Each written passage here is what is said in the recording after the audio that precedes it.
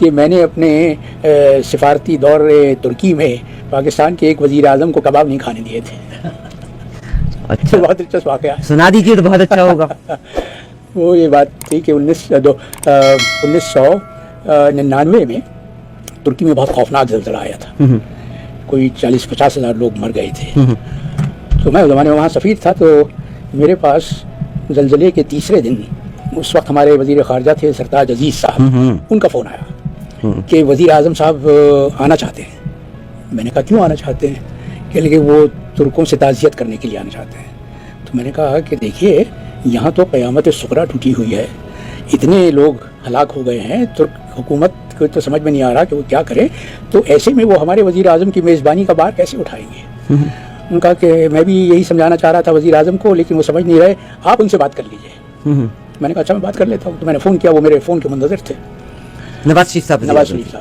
تو کہنے لگے میں آ رہا ہوں. میں نے کہا نہیں سر آپ مت آئیے, اس وقت یہ صورتحال ہے. تو پھر میں کب آؤں؟ میں نے کہا میں آپ کو بتاؤں گا. اس کے ہفتے بھر کے بعد میں نے ترکوں سے بات کی اور انہوں نے کہا کہ ٹھیک ہے آ جائیں. تو وزیر اعظم صاحب آ گئے. ترکوں نے ہمیں وہ سارا علاقہ دکھایا سب گھوم گھام کے. شام کو جب ہم ہوٹل پہنچے استنبول میں, تو تھوڑی دیر کے بعد میاں صاحب نے مجھ سے کہا کہ کباب کھانے چلتے ہیں. استنبول میں ایک کبابی ہے جس کے کباب میاں صاحب کو بہت پسند تھے.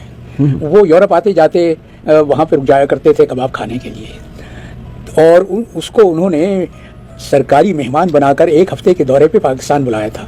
آپ اگر آج اس کے ریسٹوراں میں جائیں تو اوپر سے نیچے تک وہ تصاویر لگی ہوئی ہیں میاں صاحب کے ساتھ اور پاکستان کے. ایک ہفتہ پاکستان کے خرچے پہ آئے وہ, اور پاکستان میں میاں صاحب تو صرف اس لیے کہ میاں صاحب کو ان کے کباب پسند تھے.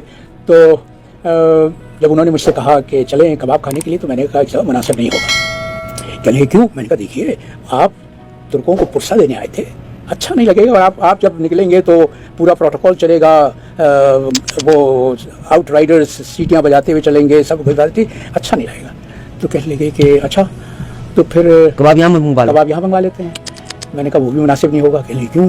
میں نے کہا یوں نہیں ہوگا کہ جب کھانا آتا ہے آپ کو معلوم ہے VVIPs کے لیے, تو اس کا ایک پروٹوکول ہوتا ہے. وہ پورا انٹیلیجنس والے اس کو چیک کرتے ہیں کہ کوئی اس میں ایسی چیز تو نہیں ہے جو نقصان دہ ہو.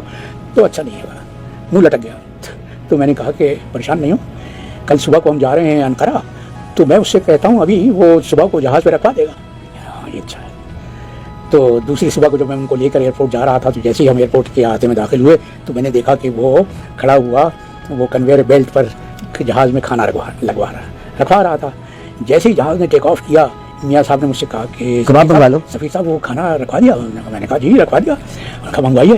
تو وہ کبابوں سے انہوں نے پورا انصاف کیا. میں یہ پریشان کہ یہ اپنا پیٹ بھر رہے ہیں کبابوں سے, اور انقرہ میں صدر سلیمان دیمیرل نے لنچ رکھا ہوا ہے, سرکاری لنچ رکھا ہوا ہے. اس وقت یہ کیا کریں گے؟ لیکن جناب وہ اتنے خوش خوراک ہیں ماشاءاللہ کہ انہوں نے لنچ پر بھی پورا انصاف کیا.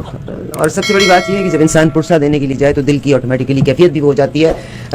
سر ایک اگر دل سے محسوس